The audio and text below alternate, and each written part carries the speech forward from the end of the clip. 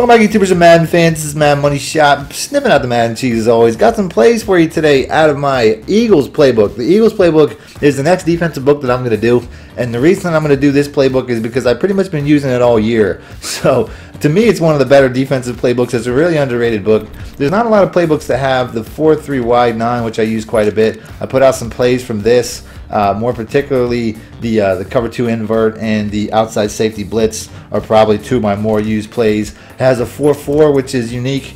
I already have out the Patriots ebook, which is mostly, I like that book mostly because it has a lot of nickel packages, but it has a 4-3 and a 3-4, which is why I like that book. But like I said, I've been using this book for a long time now, so I figure I might as well put it out to the public. Because like I said, it's probably my favorite book right now as far as defensive plays. It also has, the dollar. I'm not sure if the Patriots had the dollar or not. I don't really remember. But this is a really great book, and like I said, it's the one I've been using. I'm gonna put it out. Next up, out of the big nickel over G, we have the, where is it at here? There we go. The corner blitz 3.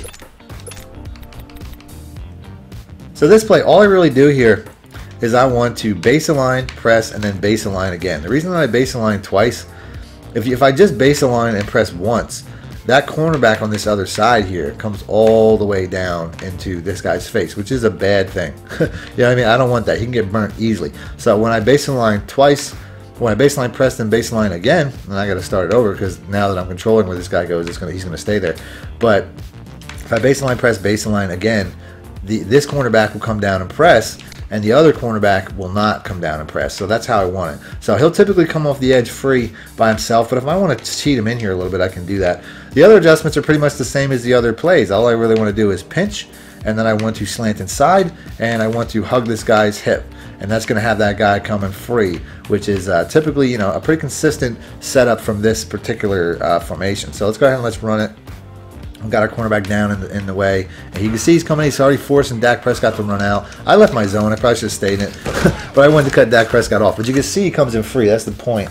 So let's go ahead and let's watch the replay on that, just in case you didn't see that. But like I said, he's just going to come in off the edge. You see how we got the cluster of linemen once again. That's how whenever you pinch and whenever you slant inside, they all just play in a phone booth, and they just turn into like a pile of players, and that's just so easy to get the free runner, which is what I want.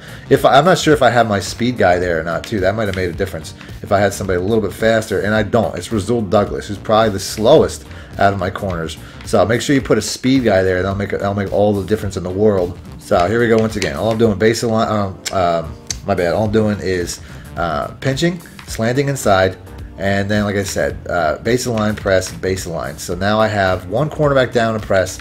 The other one is not down in the press. He's out there where he should be, kind of playing back. And all I have to really do is I can either bring Bradham down, where if I want to leave him back to cover his zone a little bit easier, I can bring in Jenkins here. I can just use your Jenkins.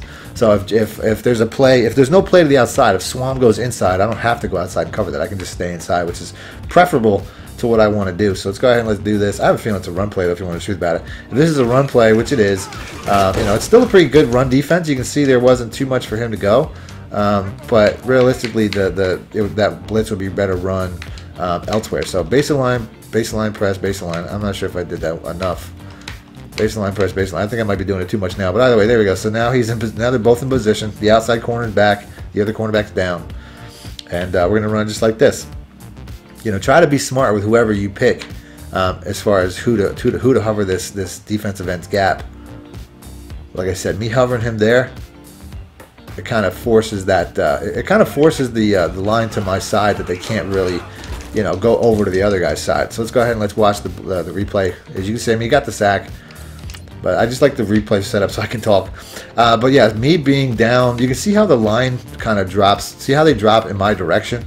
You know what I'm saying? That's what me being closer, because I'm closer to the line than the blitzer. Typically, the line will start in my direction. That's why when they kick step back, they kick step back in my direction, and they all communicate. See how these four guys all slant my way? That's because I started out closer. They read me first, so I started out closer.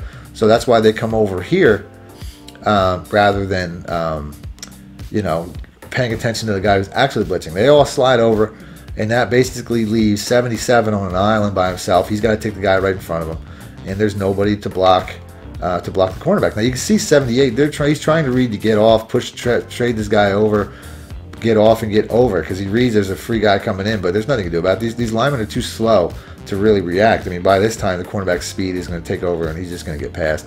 So it's a real simple setup and it's really effective. Alright, so that's it. That's the video.